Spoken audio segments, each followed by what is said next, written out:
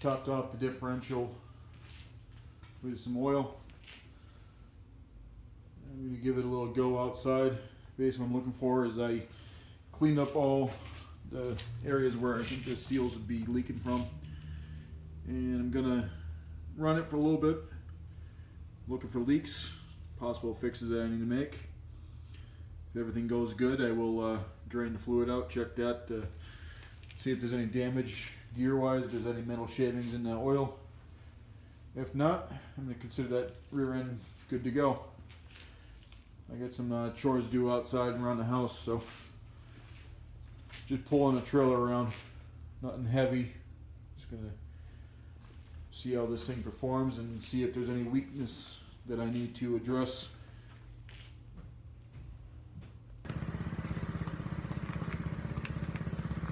It's a homemade trailer I made a couple years ago. Outlived its life, but still gets the job done. So see how it handles.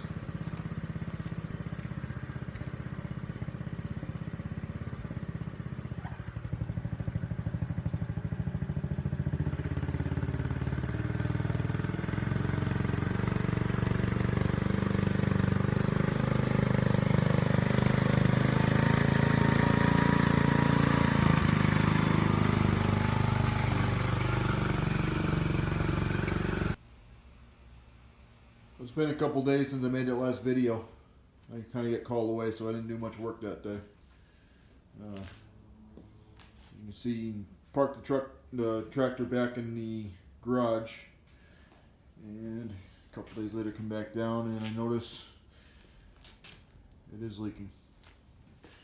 So found out it is leaking from the seal inside here, and also the input shaft is leaking. So what I'm going to do is I'm going to park this kind of out of the way where I can still work on it. I'm going to tear the rear end apart, get those seals out, see if I can find some numbers on it, and hopefully I can find some seals to replace them. As of right now, that's the only thing wrong with the rear end I can tell. So we'll get that done and go from there. Alright, so I drained the fluid. Realized that it was only 6 bolts holding this rear end onto the frame of the tractor, so I figured it'd be easier to take the whole rear end right off, put it on a workbench. So, I'm actually pretty surprised how simple that was. Couple bolts right here underneath the shifter, and then there was a arm coming down, and there's 2 bolts down there both sides, so 6 bolts. I had to disconnect the brake linkage and the belt, and came off as one unit. Very simple.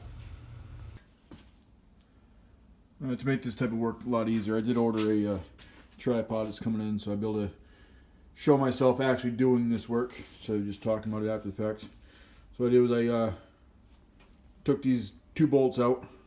I didn't take them out, I just loosened them up. Pulled this off. I already had it off. I cleaned it up a little bit. So there's the shaft. There's a big key in it. This here was in it like that, and it's just basically just a spacer or something. I'm not quite sure what its purpose is, but no, it's not to seal oil and all that.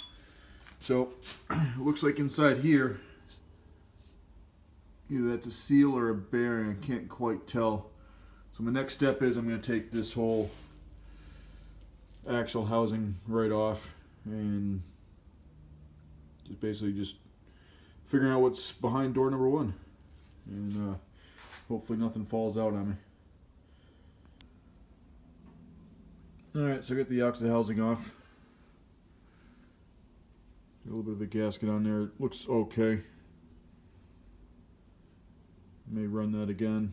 If it starts leaking, I'm just going to probably just put some silicone on it or something. But that is definitely just a seal. It does have brass bushings in there. Which are a little scored up, but they're not horrible. They're not too bad, and the shaft is decent shape. It's a little scorned, but for mowing the lawn, that's going to be fine. So, what I'm doing next is I got to figure out what kind of seal that is, the size of it, so I can order a new one. I'm not seeing any numbers on it. I'm try to pull it out and see what I can figure out. Alright, so I got the seal out. And I still see no numbers on it, so I'm going to bring it to a shop. They're going to measure it up for me and see if we can get one to fit in there and seal it up. So that's that one. I'm going to pull the other one off. Probably not going to bore you with the details of that one. I'm just going to just the output shafts. I'm going to pull this shaft out, probably the same procedure, and pull a seal out of it and go down and pick one up and put it in. So as far as right now, that's the only issues with it. What are you interested to see? That is the inside of the rear end.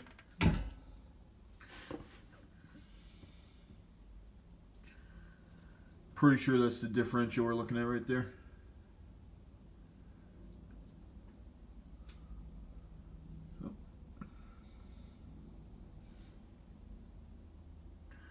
Those gears there up top are probably the different speeds, which turns the differential.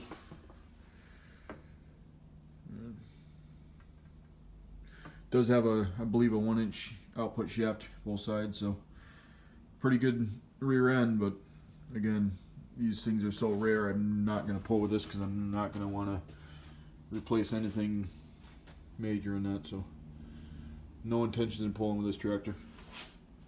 If I do, it'll be a trailer around the yard.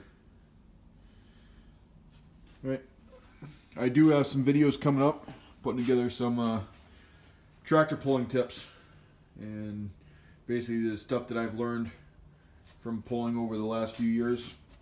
You know, a lot of guys don't give out the details, don't give out too many secrets.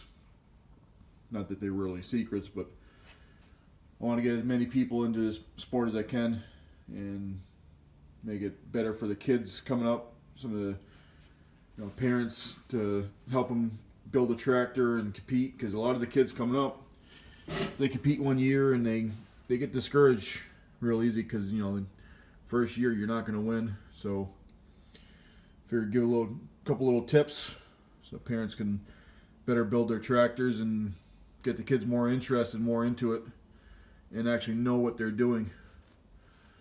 So I feel that would be better than just competing against the same guys over and over and over again. I want to see more people in it, get more interest in the crowd. And like I said, we got some videos coming up, so look forward to that.